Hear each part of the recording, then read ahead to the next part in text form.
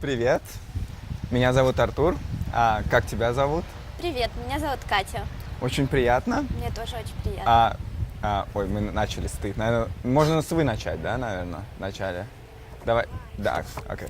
Здравствуйте. Как вас зовут? Здравствуйте, меня зовут Артур. Как вас зовут? Меня зовут Катя, очень приятно познакомиться. Приятно познакомиться. Как вы здесь оказались, в Хьюстоне? Я приехала сюда вместе с моим мужем.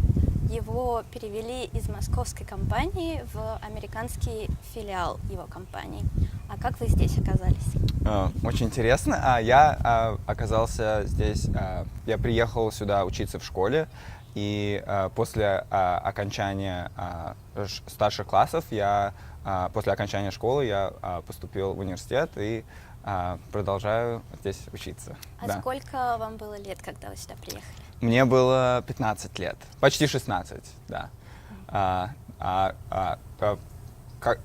Сколько лет вы уже здесь живете? Мы приехали всего 1,5 года назад. 1,5 года? Да, то есть не так давно. Может быть, мы будем говорить на «ты»? Давайте перейдем на «ты», да. Отлично. Конечно. И на каком факультете ты учишься? Я учусь на инженера-механика, и дополнительно я изучаю бизнес. То есть, бизнес — это как вторая специальность. То есть основная — это инженерия. И на каком ты курсе? Я на 3-м, то есть еще год Еще с год. небольшим остается, да. Где вы учились? Я училась... Где ты училась? Да, я училась в Москве на факультете журналистики в Московском государственном университете имени Ломоносова. Это один из самых престижных и больших университетов в нашей стране, в России. Я знаю. Да. Я родилась и выросла в Москве и выбрала для себя путь профессиональный в журналистике. Я работала около 10 лет в разных журналах. Многие из них — это американские бренды, которые открыты по лицензии в России. То есть это журналы вроде Vogue и InStyle, Allure. Они достаточно известные во всем мире. Очень Вот, интересно. да. У меня мама тоже училась в МГУ на геологическом факультете. И сестра тоже думала туда поступать, но решила пойти в Бауманский университет. Ой, здорово. У меня очень много друзей из Бауманского университета, тех, кто учился со мной в школе, поскольку моя школа была физико-математическая, с углубленным изучением программирования, поэтому я была белой вороной, человеком единственным в классе, кто пошел по гуманитарному пути. Большинство моих одноклассников как раз пошли учиться в институт имени Баумана, достаточно престижный, известный в Москве, в России, не знаю насчет мира. Вот. Так что мне знакомы их традиции и студенческой жизни, достаточно интересной. А мой муж играл в команде студенческой в регби от университета имени Баумана. То есть я достаточно связана. Я ходила регулярно на его игры по субботам. И многие не знают, но в России достаточно развито регби еще со времен Советского Союза. Я этого не знал. Да, на самом деле много кто не знает. И сейчас он играет здесь, в Хьюстоне, за команду любительскую, тоже в регби. Вот, так что каждую субботу у них проходят игры. Да, интересно. Да. У меня сестра, мы с сестрой учились в одной школе, и тоже физико-математическая, поэтому очень многие пошли учиться на технические специальности потом. Ну и моя сестра тоже как бы не была исключением. Как получилось, что у тебя интересы просто поменялись, или никогда особо... Это достаточно сложный вопрос. Я не могу сказать, что я была отличницей по таким предметам, как математика, физика. С какого-то момента они давались мне с трудом, но я всегда любила читать, я очень любила русскую классическую литературу, я любила писать. Когда мне было лет 5, я делала дома самодельный журнал, он назывался «Салют». Я рисовала обложку, а на последней странице был кроссворд, которые я придумывала. То есть как-то на подкорке в моем сознании мне всегда хотелось иметь работу, связанную со словом, с русским языком.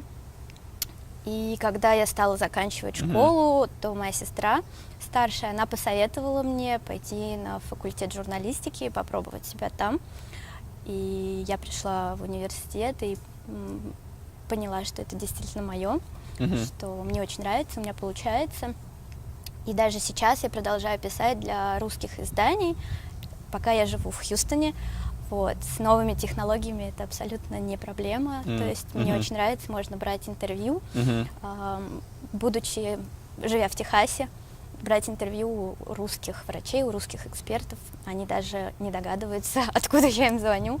Вот. Поэтому мне очень нравится. Я продолжаю работать и думаю, что я и дальше буду продолжать как-то в этой сфере развиваться.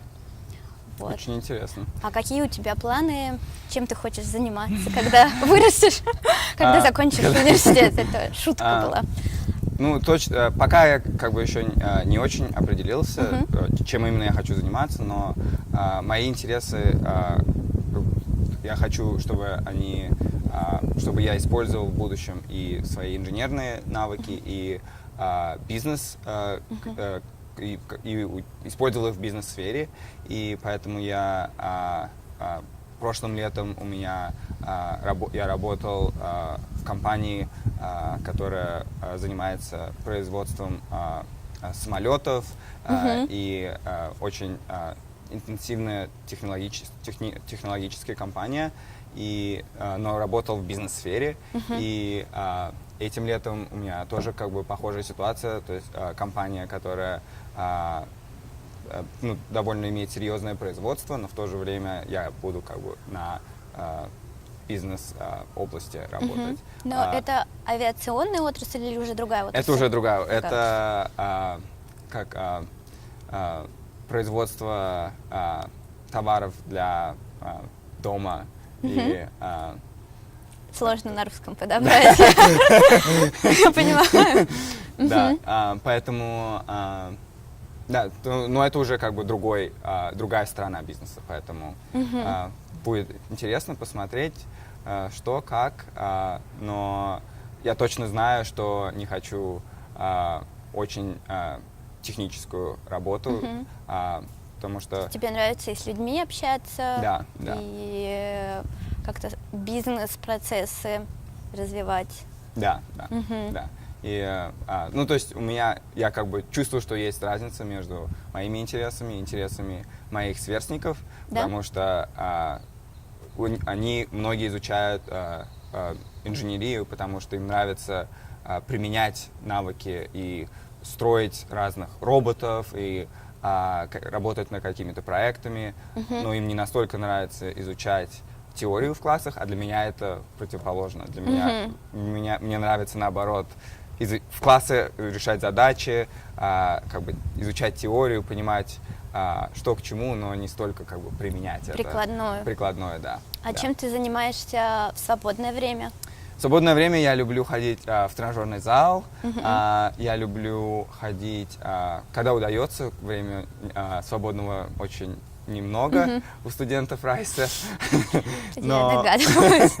Но когда удается, я люблю ходить в театры в Хьюстоне, на оперу, ходил в консерваторию,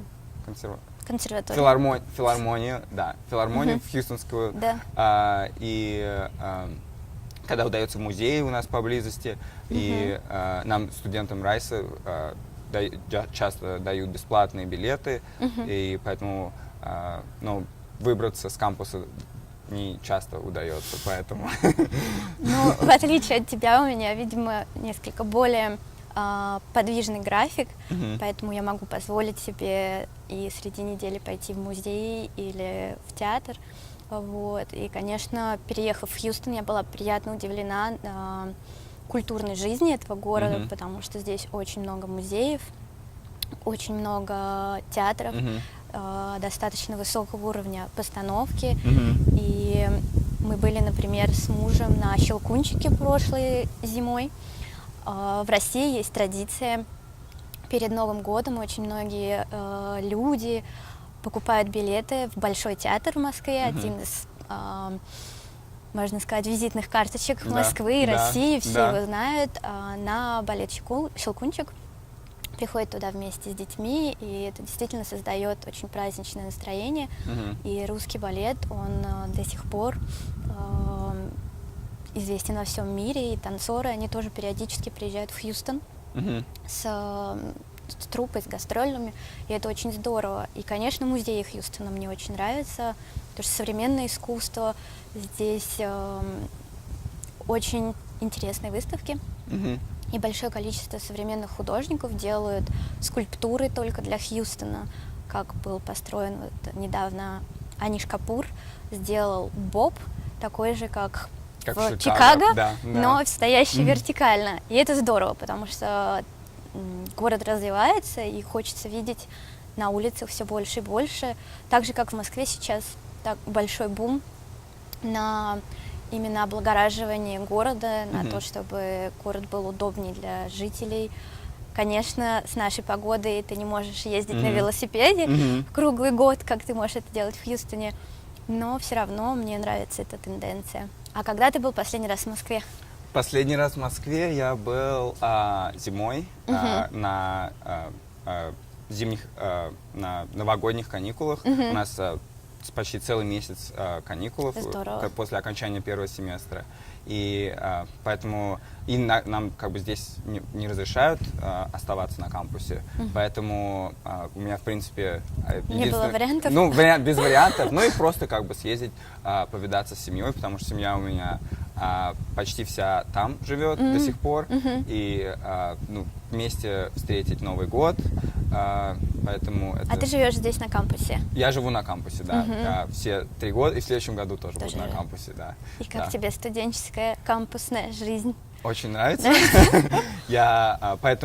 Потому что мне как бы очень привлекает жизнь на кампусе, поэтому я и даже не рассматривал вариант жизни не на кампусе. То есть есть довольно значительная часть студентов, которая предпочитает жить не на кампусе. Но в принципе университет только гарантирует проживание на кампусе только на 3 года. Как бы хотя бы 1 год ты как бы должен самостоятельно выбирать. Но как бы мне повезло, мне удалось все 4 года. В следующем году я тоже буду на кампусе. Это здорово. Пока могу, поэтому... В России, если ты учишься в Московском университете, но сам ты не из Москвы, тебе предоставляется общежитие. И ты можешь, соответственно, жить там, если у тебя нет возможности снимать жилье. Но поскольку я родилась в Москве и училась в Москве, я жила дома. И, конечно, когда я видела фильмы с американской студенческой жизнью, с вечеринками, спортивными мероприятиями, мне хотелось испытать что-то подобное. Но у меня не было такой возможности, потому что я была из Москвы. И, соответственно, с одной стороны, это было большое преимущество, потому что я могла спокойно заниматься дома и не переживать такой стресс, да, там уезжать в другую страну, в другой город. А с другой стороны, конечно, вот этой бесшабашенной студенческой жизни мне не хватало. Вот у меня с сестрой точно такая же ситуация, потому что сестра, у меня семья живет в Москве, сестра всю жизнь жила в Москве, училась в школе там, сейчас учится в университете, поэтому тоже ей как бы не положено было жить в общежитии. И, кстати, интересно, у нее многие друзья, которые из там, Подмосковья, и там даже 2-3 часа езды каждый день ездят, им тоже не полагается, потому что много людей из более дальних городов, и как бы они все... Приехали в Москву. Да, поэтому им как бы отдается предпочтение. Но и моя сестра тоже как бы, она жалуется, что у нее не настолько жизнь веселая, как у меня тут. Ну, я могу себе представить. Но, конечно, в России очень многие ребята стараются приехать и поступить в Москву, когда как здесь очень хороших университетов много в самых разных городах. И есть студенческие города, где есть только университет, и все построено вокруг студенческой жизни. В России немножечко по-другому это выглядит, и поэтому и студенческая жизнь выглядит иначе. Сильно отличается, да. да. Но, как я рассказала, что спортивная составляющая тоже очень большая, и регби, даже американский футбол. У университета тоже есть своя команда по американскому футболу, хотя многие путают американский футбол и регби, им кажется, что это одно и то же, потому что люди до сих пор еще не настолько хорошо знают эти два вида спорта. Но плавание, то есть все другие, легкая атлетика, баскетбол, волейбол. Со мной на факультете училось очень много известных в России спортсменов, которые потом стали спортивными журналистами. То есть, когда их карьера спортивная подошла к концу, они стали заниматься спортивной журналистикой. И у нас даже был мастер-класс, который вел преподаватель, сам спортивный комментатор. Вот, что там происходит.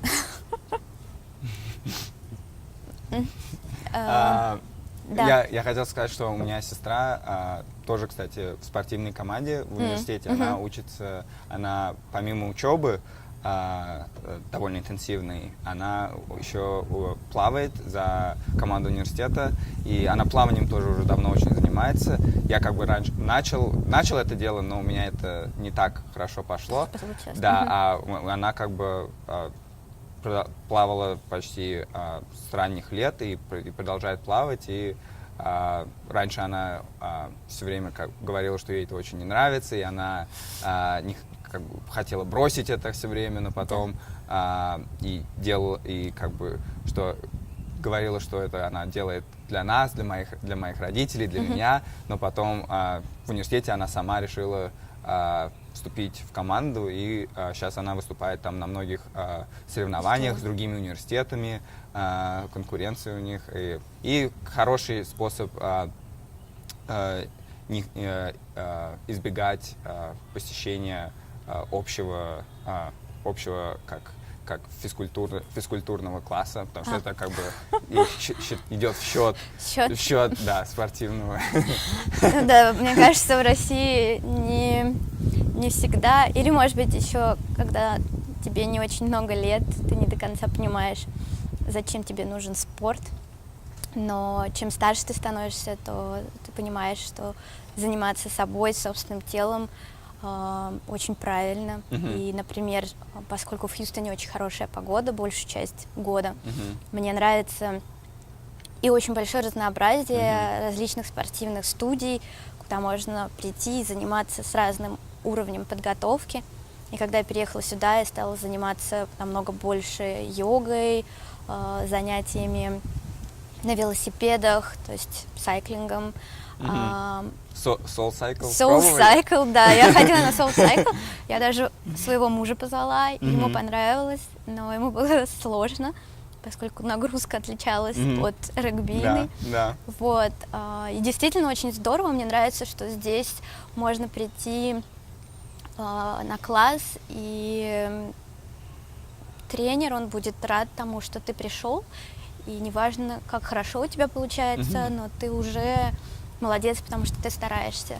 Да, это вот такая позитивная философия, она мне очень нравится, она действительно подбадривает, и ты уже с удовольствием идешь не как на урок физкультуры, где ты стоишь последний в ряду, вот, а как на то, где ты видишь единомышленников, людей, которым тоже нравится заниматься спортом, которым нравится как-то самосовершенствоваться.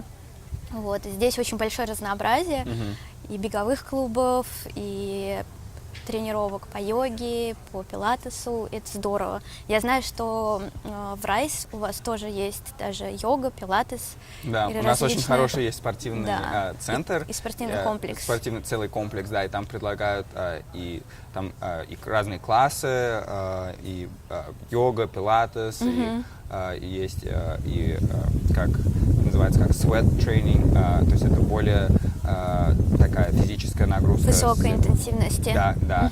И, но есть еще и бассейн довольно большой, спортивный бассейн, и более такой бассейн для детей. Для отдыха. Для отдыха, да. И, и тренажеров очень много хороших, поэтому многие, не только студенты Райса любят туда ходить, но и люди из ближайших районов тоже приходят часто. Да. Это здорово, потому что с такой погодой это отличная возможность, приятно провести время свободное.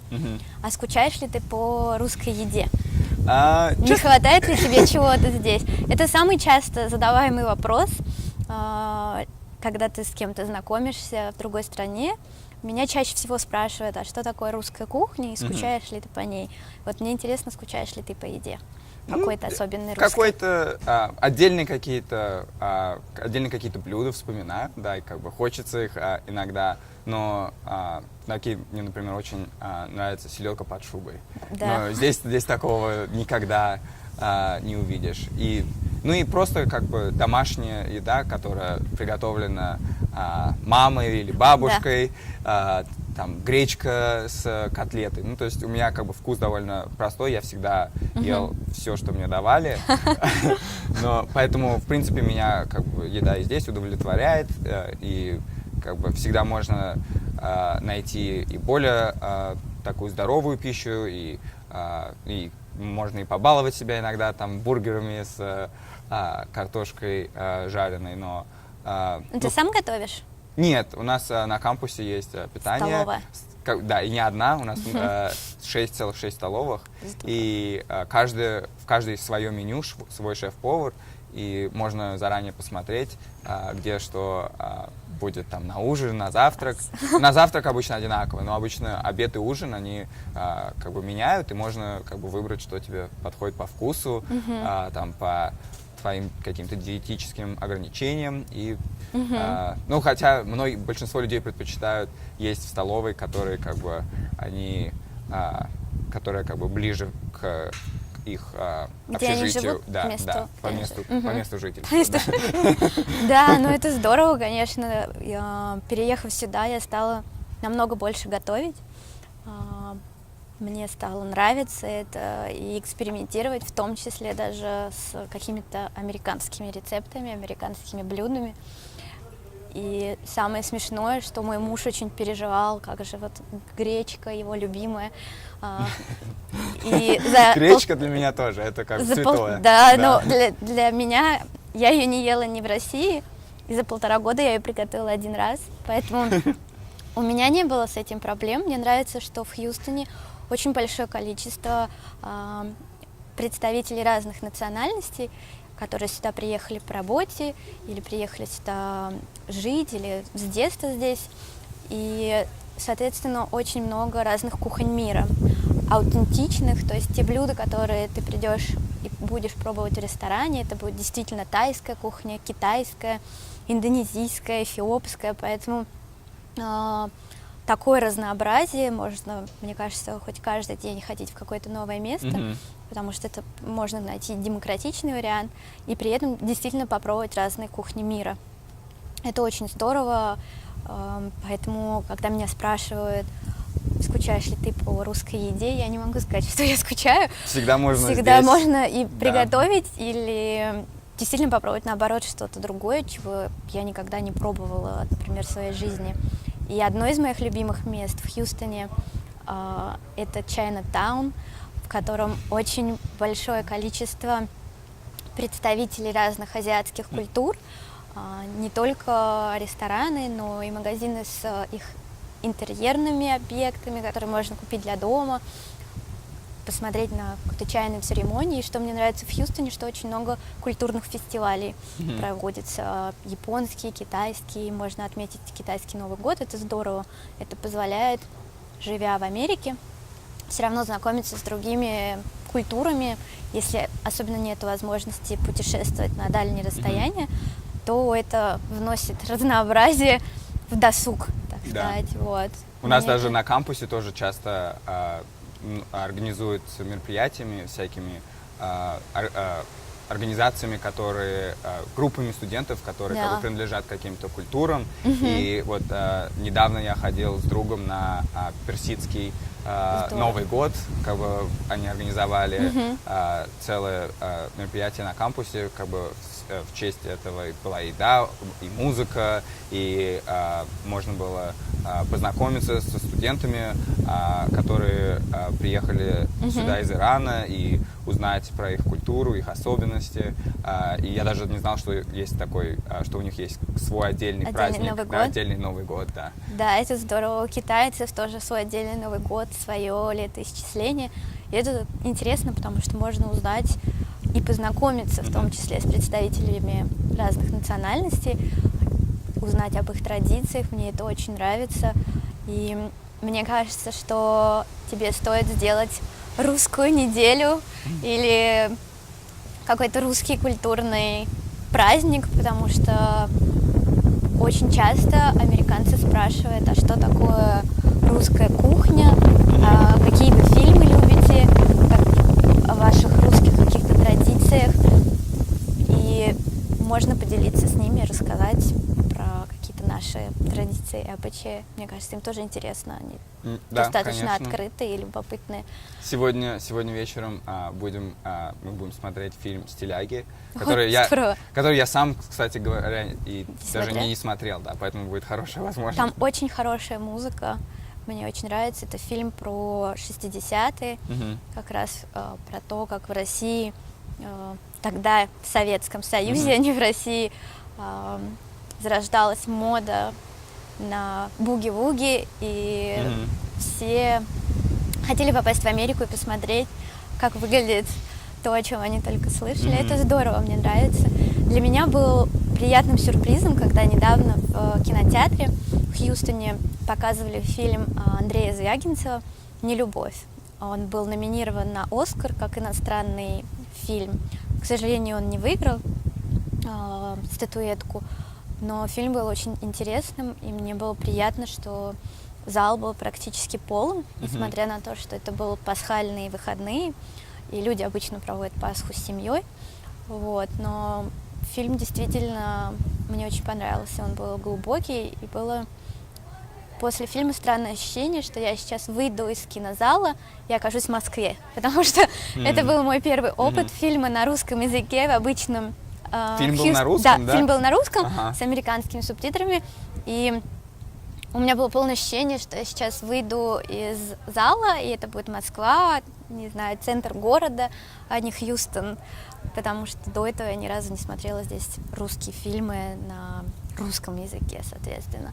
И это очень приятно, что у американских, соответственно, у американцев была возможность его посмотреть.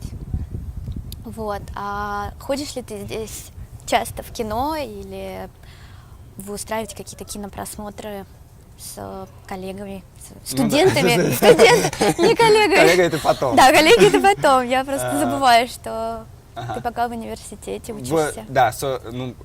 В основном, в кино, конечно, «Стиляги» вы будете смотреть здесь? Будем здесь на вместе, кампусе. На кампусе, да. Это проще всего, потому что когда собрать группу студентов, чтобы куда-то пойти за пределы кампуса, довольно трудно, поэтому проще всего все как бы делать здесь на кампусе. Ну и у многих есть как бы телевизоры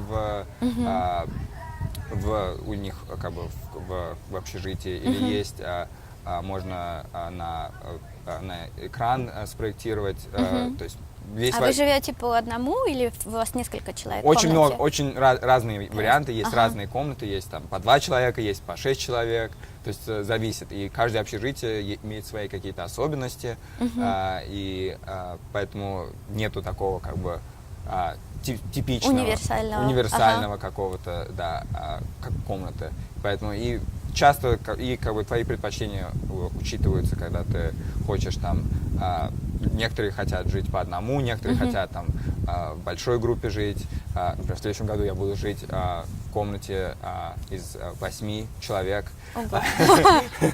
Сложно, мне кажется, будет заниматься, когда с тобой будет еще столько соседей. Ну, у нас будет как бы общая комната, но и у каждого как и будет гостиная. как гостиная, да. Поэтому в этом большое преимущество. А потом еще у каждого, то есть по 2 человека будет комнаты отдельные.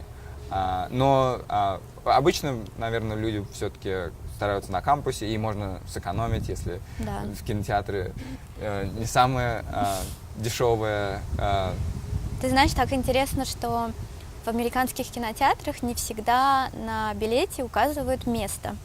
И ты можешь зайти в зал и сесть на любое место, которое тебе нравится. Потому что в Москве тебе всегда продают билет с определенным местом. И для меня это было чем-то новым.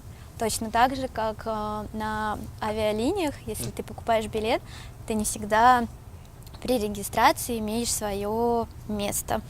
И, конечно, это несколько отличается от России, потому что люди не очень любят стоять в очередях. Мне кажется, везде люди не любят стоять в очередях, но здесь они достаточно все равно хорошо организованы. И это было чем-то новым для меня, что в кинотеатре тебе не дают билет с местом. Ну, там вообще место, по-моему, пишут, но ты можешь просто, по-моему, Нет, не пишут, даже да? не пишет Не место. пишем? Да, я очень долго искала на билете место, но я не смогла его найти. И потом я спросила у контролера, куда мне садиться, мне сказали. Без разницы, Да, да. кто первый занял место, того и место. Вот, это было, конечно, ну, в театре, безусловно, ты садишься на свое место, ты покупаешь билет, а так нет. И мне очень нравится, что есть еще очень много открытых лекций, которые можно посещать, в том числе В Райсе? и в Райсе, В Райсе. и в других университетах. И, например, на следующей неделе я поеду с мужем в Даллас. При университете будет лекция основателя Amazon. Джефф Безос, да, будет? Он будет рассказывать о том, как он строил свою карьеру, как он занимался бизнесом. Может быть, тебе тоже будет интересно. Я уверена, потом будет онлайн-трансляция. И это здорово, что есть такие возможности, что можно путешествовать в соседние города, в Остин, в Даллас. Можно отправиться на машине в Луизиану и посмотреть на людей, которые действительно много чего добились, которые с удовольствием делятся со студентами какими-то своими секретами успеха. И это очень вдохновляет. Я жду с нетерпением нашей поездки. Да, я посмотрю, нравится. может быть, тоже удастся поехать, Да. хотя сомневаюсь, потому что у нас почти на следующей неделе начинаются экзамены, и много будет всяких других забот. Поэтому... Я представляю, когда экзамены. В России у нас обычно были экзамены в начале июня, и ты сказал про длинные каникулы зимой. У нас, к сожалению, не было длинных каникул после Нового года сразу. Иногда мы сдавали экзамены 2 января после Нового года. И в России мы отмечали Новый год более масштабно, чем Рождество. Поэтому было очень сложно собраться и подготовиться к экзамену на 2 января. Но у нас были каникулы в феврале. Соответственно, несколько недель в феврале мы могли куда-то отправиться, 2, по-моему, недели. И летом были каникулы июль и август. То есть самое приятное с точки зрения погоды время. И каждый год 1 сентября у нас был первый день учебы. Я знаю, что здесь это различается. Каждый год по-разному. Каждый год по-разному. У нас 1 сентября это такой твой внутренний отсчет первого дня учебы. И до сих пор для меня 1 сентября это как какой-то день, такой день знаний и чего-то нового, предвкушения чего-то нового. То есть даже в детский сад, в школу ты идешь, начиная с 1 сентября. А что сказать? Ну ладно, очень приятно. Нет, ну ладно, кто, конечно, не говорят. Это, я надеюсь, вы вырежете. Как нам закончить-то? Очень приятно было с вами познакомиться, пообщаться. С тобой. Да. С тобой. Очень приятно было с тобой познакомиться, пообщаться, узнать про твою жизнь. Надеюсь, нам удастся еще встретиться. Да, я тоже буду очень рада еще раз Отлично. увидеться, пап. Ну ладно, все хорошо.